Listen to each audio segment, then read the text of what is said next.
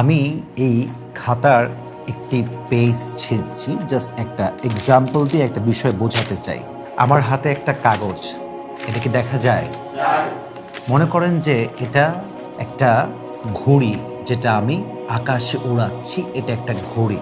আচ্ছা বলেন তো, ঘড়িকে ওড়াবার জন্য ঘড়ির সঙ্গে একটা সুতা থাকে না? এই সুতা আমার হাতে কন্ট্রোলে আছে। ঘড়ি যাচ্ছে তো যাচ্ছে, উড়ছে তো উড়ছে। ঘড়ি কিন্তু একদম আকাশকে ছুঁই ছুঁই ভাব, মহাকাশকে সে ছুঁয়ে ফেলে, এমন একটা ভাইব এসে আছে। অনেক অনেক দূর সে উড়ে পৌঁছে গিয়েছে, কিন্তু ঘড়িটা স্টিল আমার কন্ট্রোলে আছে, কারণ ঘড়ির সুতা আমার হাতে আছে, ঘড়ির লাটাইটা আমার হাতে আছে, ঘড়ির কন্ট্রোলটা আমার হাতে এখনো আছে। ঘড়ি যদি উঠতে উঠতে দাবি করে যে তুমি আমাকে বেঁধে রেখেছো কেন, আমি উঠতে চাই, আমি স্বাধীনভাবে উঠতে চাই, তুমি তোমার হাতের সুতাটা কেটে দাও। আমি যদি এখন ঘড়ির যে সুতাটা আছে, স্ট্রিংটা আছে, এটাকে কেটে দেই দাঁত দিয়ে কিংবা কেচে দিয়ে, ঘড়ি কিন্তু আকাশে উড়বে। কতক্ষণ পর্যন্ত উড়বে? যতক্ষণ পর্যন্ত বাতাস প্রবাহিত হবে। বাতাসের স্রোত যখন পাল্টে যাবে, দেখবেন ঘড়িটা, যখন কোনো ঘড়ির সুতা ছিঁড়ে যায়, দেখবেন ঘড়িটা আকাশে উঠতে উঠতে উঠতে উঠতে একটা লেভেলে গিয়ে নিচে পড়ে যায়। এবং এই ঘড়িকে ধরার জন্য আশেপাশের মানুষগুলো, বাচ্চাগুলো, যুবকগুলো হুমড়ি খেয়ে পড়ে। যে যেমনভাবে পারে কেড়ে নেয়, কেউ ছিঁড়ে দেয়। ঘড়িটা যখনই নিচে পড়ে যায়, বাস সেই মুহূর্তে ঘড়ির হায়াত শেষ, ঘড়ি শেষ হয়ে গেল, ঘড়ি নষ্ট হয়ে গেল। কারণ কি?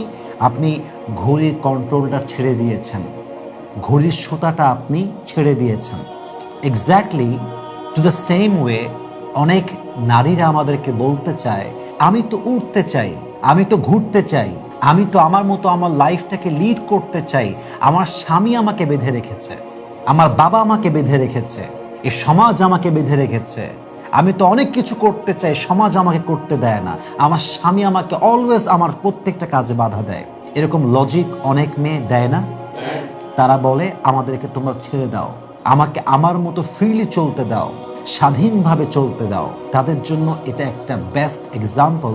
আমরা পুরুষরা যে আমাদের বউদেরকে বাধা দেই যে তোমরা মার্কেটে বেশি যেও না, রাস্তাঘাটে বেপর্দায় ঘুরো না, ফেসবুক বেপর্দা ছবি আপলোড দিও না, বেপর্দা টিকটক করতে যেও না, পরপুরুষের সঙ্গে মিশতে যেও না, আমরা হচ্ছি সেই লাটাইয়ের মতো, যে লাটাইয়ের সুতা ঘড়িকে ধরে রেখেছে।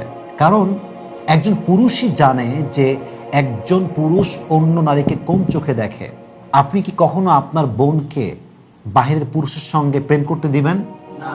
আপনি কি কখনো আপনার বোনকে সহজে আপনার বন্ধুর সঙ্গে বিয়ে দিবেন? কারণ আপনি জানেন যে পুরুষ আসলে কি চিন্তা করে, কারণ আপনি নিজেও একজন পুরুষ।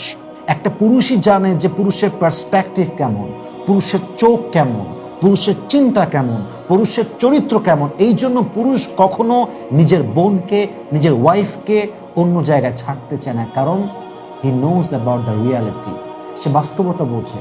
তার মানে পুরুষ যে আপনাকে আটকে রেখেছে, শাসন করেছে বা শাসন করছে, আপনাকে বাধা দিচ্ছে, ইট ডাজন্ট মিন যে সে আপনার শত্রু, ইট ডাজন্ট মিন যে সে আপনার জন্য ভালো কিছু চায় না, ইট ডাজন্ট মিন যে সে আপনাকে খাঁচায় আটকে রেখেছে।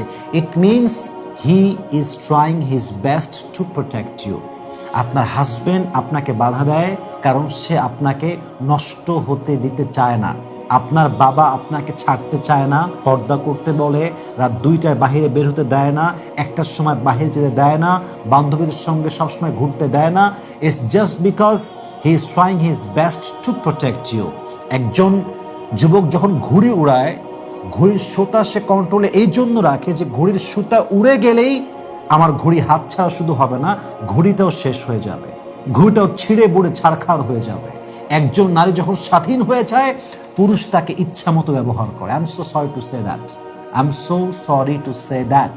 আপনি বাস্তবিক সমাজের অবস্থা পর্যবেক্ষণ করেন, যেই মেয়েদেরকে বাবা মা শাসন করে না, বাবা দেখে না, এই মেয়েগুলো বয়ফ্রেন্ডের সঙ্গে যা মন চায় করে বেড়ায়, যেখানে মন চায় যায়। কারণ বাপ মা এদেরকে শাসন করে না, মা এদেরকে মানুষ করতে পারে নাই। এবং এই মেয়েটা যে শুধু নষ্ট হয়েছে তা নয়, এই মেয়েকে যে বিয়ে করবে তার জীবনটা নষ্ট। একটা মেয়ে যে অপবিত্র, যে চরিত্রহীন, তাকে যখন কোনো যুবক পছন্দ করবে পবিত্র হিসেবে, সে বিয়ের পর ধোঁকা খাবে না? সে চিট হবে না? কারণ সে তো ভেবেছে ভালো মেয়ে বিয়ে করেছে, সে তাই ভাববে।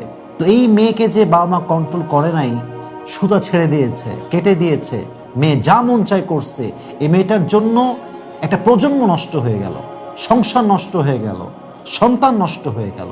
এজন্য প্রত্যেকটা মেয়েকে আমি বিনয়ের সঙ্গে আবদার করে বলবো, প্রিয় বোন আমার, আমরা যে আপনাদেরকে বাধা দেই, পর্দা করতে বলি, টিকটক করতে মানা করি, বেপর্দায় চলতে মানা করি, বেপর্দায় আপনার দেহকে প্রদর্শন করতে মানা করি, বিভিন্ন কাজে আপনার বাবা বাধা দেয়, আপনার ভাই বাধা দেয়, it's not because we are trying to stop you, it's just because we are trying to protect you.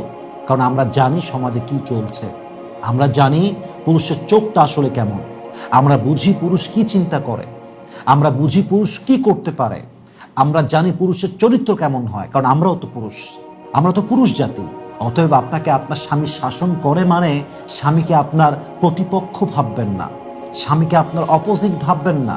আপনার বাবা আপনাকে বাধা দেয়, ইট ডাজন্ট মিন যে সে আপনার অপোজিট পার্সন, বরং সে আপনার ভালো চায়, আপনার কল্যাণ চায়। আর যদি বাবা বলে যা তোকে ছেড়ে দিলাম, তোর যা মন চায় কর, আর যদি স্বামী আপনাকে বলে তোকে ছেড়ে দিলাম, তোর যা মন চায় কর, যেখানে মন চায় যা, আপনি যাবেন ঠিকই, কিন্তু আপনার ফিরে আসা আর হবে না, ফিরে আসা আর হবে না। স্বামী বাদ দিয়ে যে পুরুষকে আপনার ভালো লাগে, যে সেই পুরুষ আপনাকে অ্যাপ্রিসিয়েট করে, প্রশংসা করে, আপনাকে স্বাধীনভাবে চলতে দেওয়ার আপনাকে মানে উদ্বুদ্ধ করে যে তুমি আমার সঙ্গে থাকলে স্বাধীন, তোমাকে আমি এই করবো না, বাধা দিব না, ওইটা করবো না, খুব হ্যাপি লাগে। মাথায় রাখবেন, স্বামী ছাড়া যত পুরুষ আপনার সঙ্গে, একদম সোজা বাংলায় বলছি, একদম জবান কেটেই বলছি, স্বামী ছাড়া যত পুরুষ আপনাকে আলগা পিরিত দেখায়, আলগা ভালোবাসা দেখায়, মায়া দেখায়, অ্যাপ্রিসিয়েশন দেখায়, খুব প্রশংসা করে, খুব অ্যাপ্রিসিয়েট করে, মাথায় রাখবেন শিয়াল মুরগি খাওয়ার আগ পর্যন্ত বিনয়ী থাকে, যতক্ষণ পর্যন্ত মুরগি তার বসে না আসে। একজন বিবাহিতা নারীকে কখনো পুরুষ মন থেকে ভালোবাসে না, স্বার্থ থাকে। এবং কি স্বার্থ থাকে এটা বলার মতো প্রয়োজন আমি মনে করছি না, এটা সবাই বোঝে। আপনার স্বামী হচ্ছে আপনার আসল জায়গা, আপনার স্বামী হচ্ছে আপনার আসল ভালোবাসার জায়গা। অতএব স্বামী বাধা দেয় মানে আপনার স্বামী আপনার অপোজিট কেউ নয়, বরং হি ইজ ইউর ওয়েল উইশার।